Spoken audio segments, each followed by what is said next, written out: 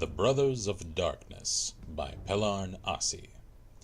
As their name suggests, the Dark Brotherhood has a history shrouded in obfuscation. Their ways are secret to those who are not themselves brothers of the Order.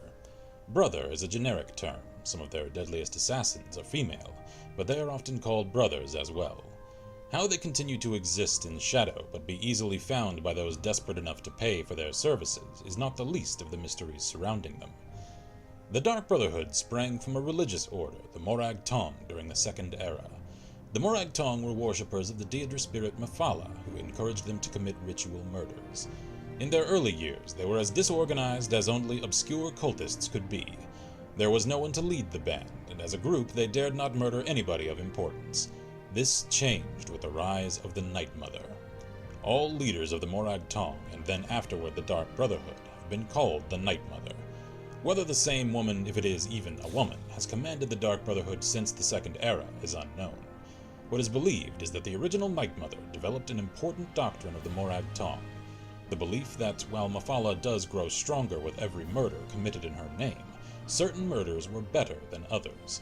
Murders that came from hate pleased Mephala more than murders committed because of greed. Murders of great men and women pleased Mephala more than murders of relative unknowns. We can approximate the time this belief was adopted with the first known murder committed by the Morag Tong. In the year 324 of the Second Era, the potentate Versidiu Shaye was murdered in his palace in what is today the elsewhere kingdom of Senshal.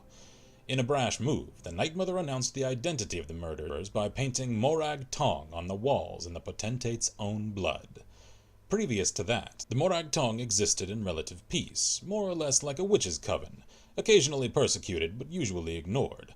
In remarkable synchronicity, at a time when Tamriel the Arena was a fractured land, the Morag Tong was outlawed throughout the continent.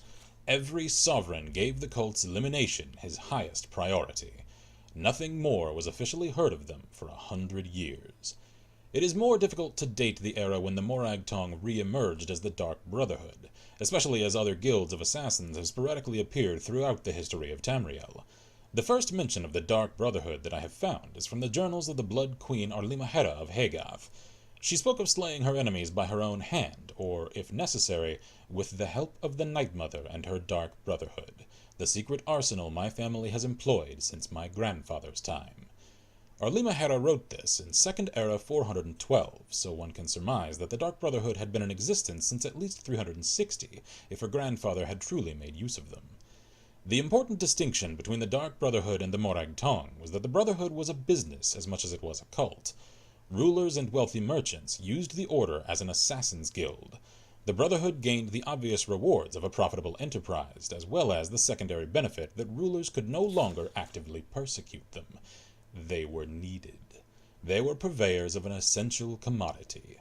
Even an extremely virtuous leader would be unwise to mistreat the Brotherhood. Not long after Arlimahera's journal entry came perhaps the most famous series of executions in the history of the Dark Brotherhood. The Colovian Emperor Potentate Severian Chorak and every one of his heirs were murdered on one bloody night in Sun's Dawn in 430. Within a fortnight, the Colovian dynasty crumbled, to the delight of its enemies. For over 400 years, until the advent of the warrior Emperor Tiber Septim, chaos reigned over Tamriel. Though no comparably impressive executions have been recorded, the Brotherhood must have grown fat with gold during that interregnum. The Dark Brotherhood has no shortage of business opportunities, and accounting, I have been informed, is the Brotherhood's favorite euphemism for an execution. While they are officially considered an unlawful organization in every corner of the Empire, like the Thieves' Guild, they are almost as universally tolerated.